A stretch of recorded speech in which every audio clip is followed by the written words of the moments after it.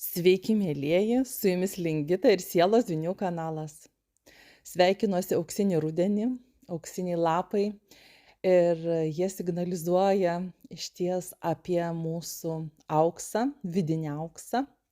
Kaip žinote, auksas yra randamas toksai labai negražus, ar ne? Ir kad jį išgryninti, kad jį gauti tą auksą, turi būti alchemiku. Alchemikas tai yra tas, kuris paverčia iš kažko labai baisaus į kažką labai gražaus. Tai iš tiesų mes, kiekvienas iš jūsų, šiais laikais, šiais vibracijų kelimo laikais, šiuo periodu, kada mes gyvename šitame įsikūnyme, mes iš tikrųjų verčiame negatyvą į pozityvą, negatyvias mintis į pozityves ir nebūtinai taip. Nebūtinai taip. Tiesiog mes randame kažką savyje, čia raktinis žodis savyje, randame savyje, o savyje mumyse yra labai daug nenušlifuotų, neapdirbtų deimantų, nes deimantai taip pat randami, ar deimantai, o kad jis virstų briliantų, tai reikia jį nušlifuoti. Tai žodžiu, aš dažnai mėgstu juoktis, mano tėvelis buvo juvelyras ir jisai išgaudavo iš paprastų medžiagų, atrodo, visiškai ten kažkokių tai neaiškių dalykų, išgaudavo labai gražius meno kūrinius. Tai va, tai noriu pasakyti, kad tiesiog mes esam tie alchemikai. Ir mes iš tikrųjų kūrėjai. Ir kūrėjai ne kažkur tai tenai kitų žmonių, drožėjai, valgytojai, ėdėjai, ar ne? Tai tie žmonės yra parazituojantys žmonės. Tie žmonės, kurie ima iš kitų, ar ne? Ima iš kitų idėjas, ima iš kitų kažkokį tai pavyzdį. Ir čia pasitarnauja matrica iš tikrųjų, ar ne? Matrica, kuri mus mokė sėdėti mokykloj, klausyti kito ir svarbiausia, negirdėti savęs. Tai va šita matrica trupa mumyse trupa, ar ne?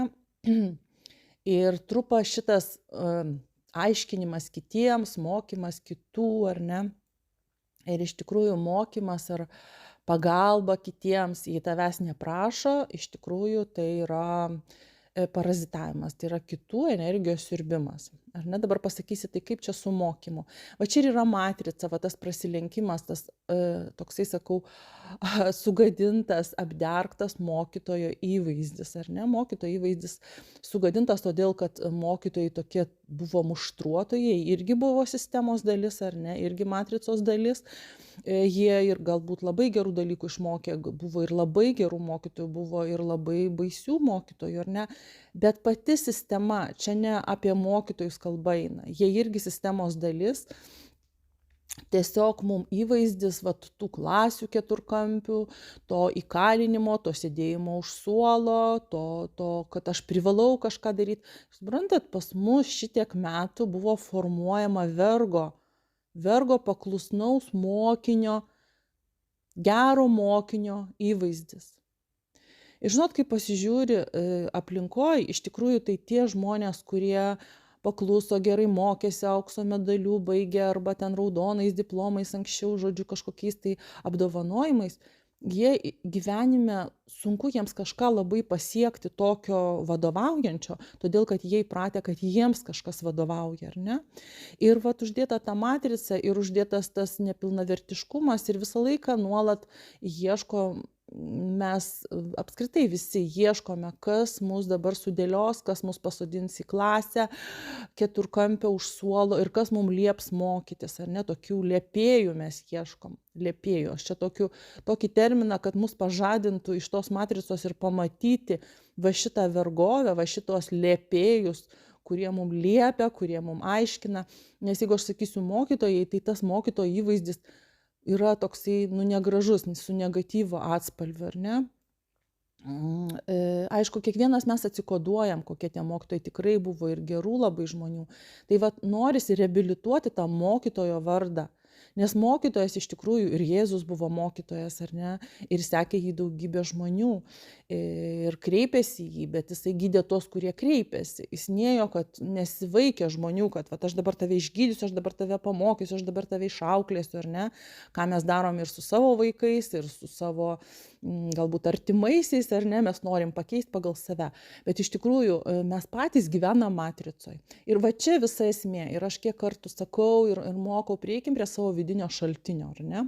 Ir kodėl aš mokau? Iš tikrųjų, jeigu žmogus turi pašaukimą mokyti, tai pas jį yra kaip šaltinis.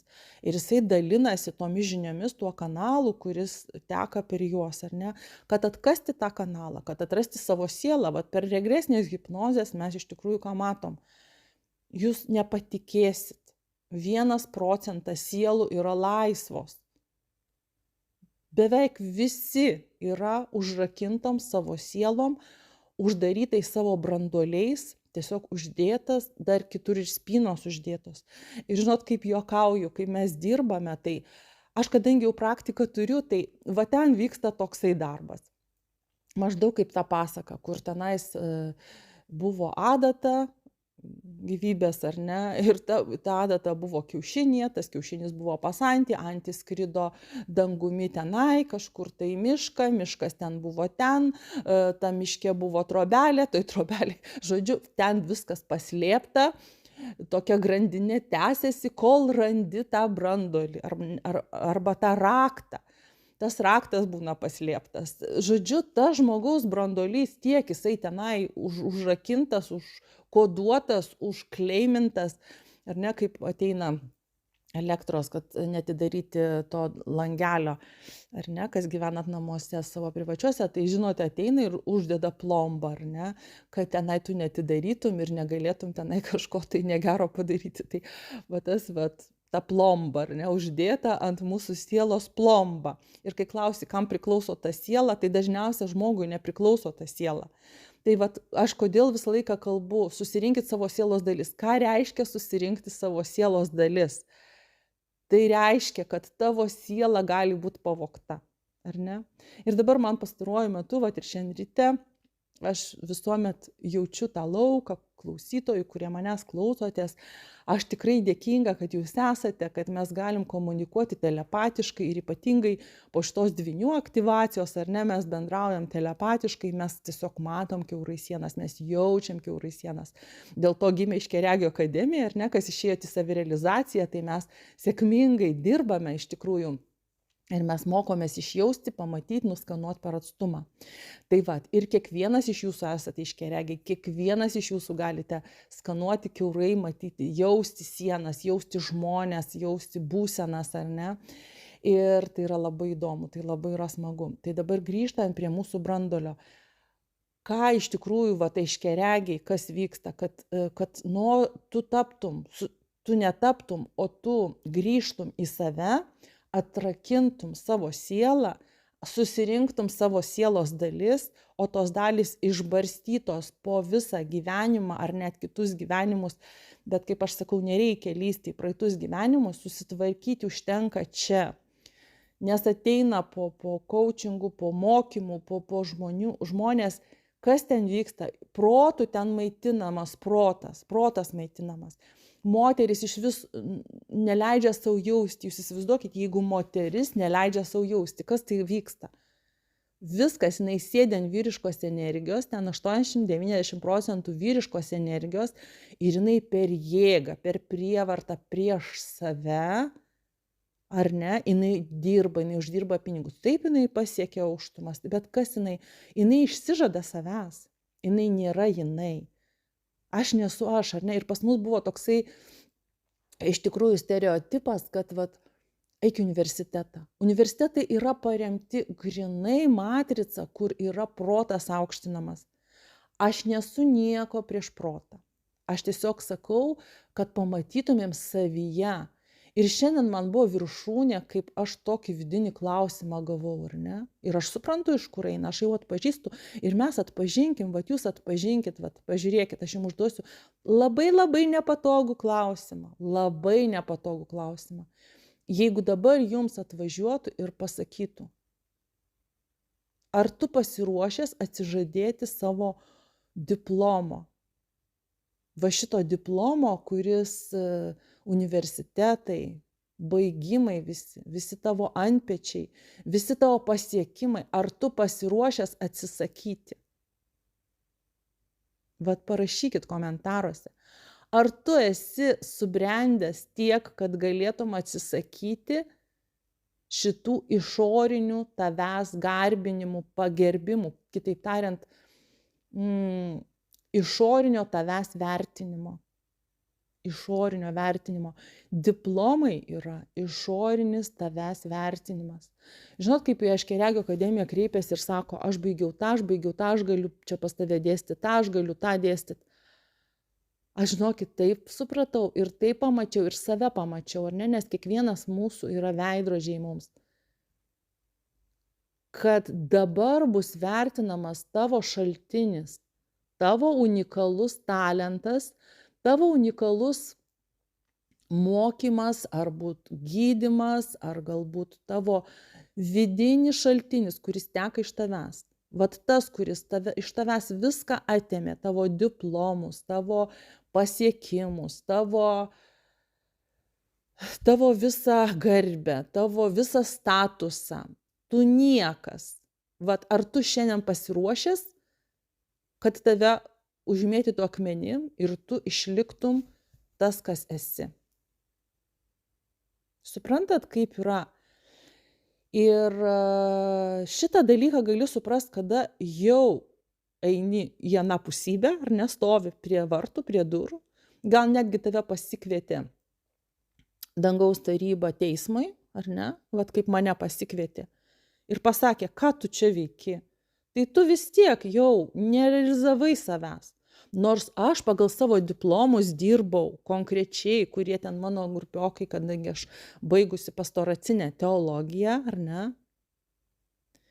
Aš dirbau šitą darbą, šitą teologinį darbą su žmonėmis, aš skaičiau šventą raštą, aš dėsčiau, aš mokymus vedžiau, aš projektus vykdžiau, ar ne? Ir tai buvo labai nuostabus laikas ir aš galvojau, kad aš save realizavau. Ir suprantat, nežiūrint viso šito, aš turėjau pasitraukti iš šitos sistemos ir tiesiog ten taip priežastis susiklostė, kad aš pamačiau gaisrą, pamačiau, kad tas debesis, kuris virš manęs, ir aš nuolat eidavau paskui tą debesį, ten toks biblijinis momentas yra, kaip į pažado žemę žygiavo tauta, Izraelio, ar ne? Ir va tas pasakojimas, ir ten vedė debesis. Ir Mozei pasakė, eik paskui tą debesį ir, žodžiu, tai tokiu būdu taip jūs išeisit, ar ne? Ir jisai stengiasi eiti, bet ta tauta labai sunkiai ėjo, ar ne? Ir ten burbuliavo, prieštaravo, ir, žodžiu, jie ten ėjo 40 metų ratus sukos ir niekaip negalėjo įžengti į pažadą žemę, ne? Simbolinis pasakojimas, ar ne? Tai va, tai žodžiu, ir mes dažnai galvojame, sukamės aplink savo ašį kažkur tai ir niekaip negalime išeiti, todėl, kad mus sūkurys suka. Sūkuriai yra, žiūrėkime, į kurią pusę sukasi. Sūkurys gali jūs traukti žemyn, tai yra pajungimai įvairiausi, ar ne? Sūkurys yra portalas šitos matricos, ar ne? Ir jūs kada gali traukti? Kada pas jūs yra, vat kaip magnetas, žiūrėkit, traukia. Jeigu pas jūs yra metalo, ar ne, tai jūs trauks, ar ne? Tai va, tai tas kaip metalas, tai įsivaizduokit tos metalinės dalelės kaip matrica, ar ne, ir jūs traukia. Ir kol jūs neatsikratot šitų metalų, tai tol jūs negalite išeiti iš tos matricos, jūs vergas esat, jūs priklausot nuo to magneto. Arba kaip jūs einat per skanerį, kai skristi lėktuvu, ar ne. Tai irgi, jeigu pas jūs yra paslėpta metalo, tai jisai pypia ir jūs negalit praeiti, jūs negalit skristi, jūs negalit pakilti, kol jūs neatiduodat šitų metalų, ar ne. Tai va, tai žodžiu, taip vyksta su mumis ir vyksta išsigryninimas, ar ne? Ir vyksta tas atidavimas savo nereikalingų metalo dalių. Dabar kodėl išsigryninimas, tas dvasinis tobulėjimas, kas tai yra dvasinis tobulėjimas? Visi pasimetę, visi eina kažkur tai, visi kaip avys be piemens, ar ne, eina. Ir iš tikrųjų ir į tą pažadą žemę ten buvo galima nueiti per 10 dienų, ar per 40, žodžiu, kad apie mėnesį, ar ne? apie mėnesį, bet pėsti žmonės ėjo. Tai va, tai noriu pasakyti, kad ten galima labai nueiti greitai, bet žmonės pasiklydę ir nežino, kaip išeiti, ar ne?